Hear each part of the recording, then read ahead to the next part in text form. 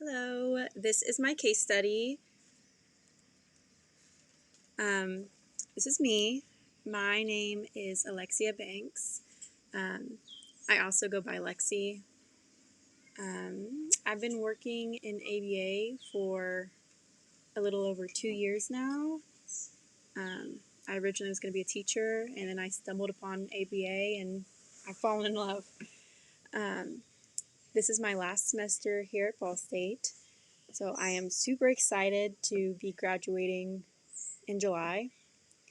I should be finishing up my hours by mid-August, so I'm hoping to be able to sit for my BCBA exam in September or October of this year.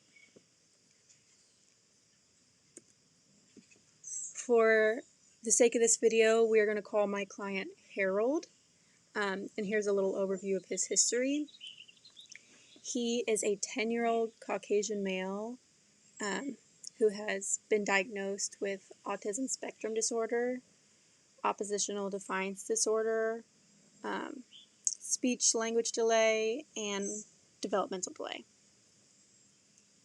He was diagnosed with autism spectrum disorder back in 2016, but he didn't start receiving ABA services until 2020.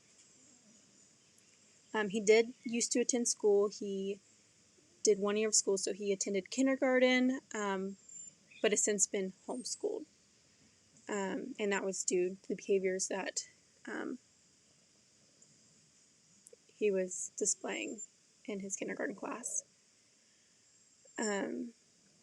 Harold is a vocal child who has just recently begun using full sentences when communicating with others.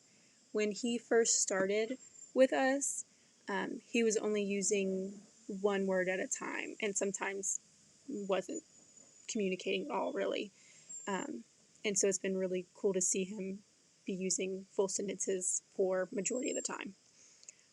He is very motivated by attention and verbal praise. Like, he loves verbal praise from others. So for Harold, we have chosen to do the peak assessment. Previously, he was being assessed using the VB map, but being 10 years old, that's no longer really age appropriate, whereas the peak assessment is.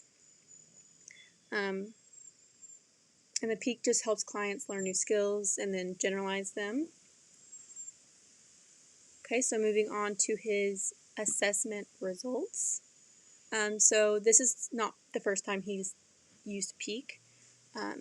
Harold was initially assessed using peak in May of 2023, so right at a year ago. His most recent peak assessment was May of this year, so May 2024. So there's a year between these assessments. He had one in between also, but during the initial peak assessment, he scored a 91, and during his most recent peak assessment, he raised his score all the way up to a 121, so he added 30 points to his score, which I think is awesome, especially like in just a year's time.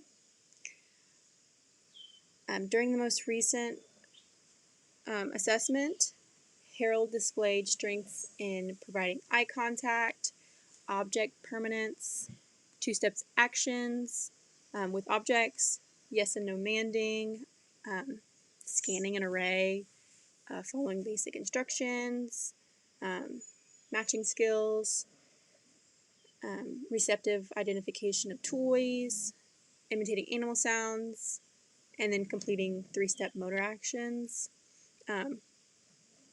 And previously, he was not displaying these skills. So that's a lot of those are part of the 30 points that he added to his score.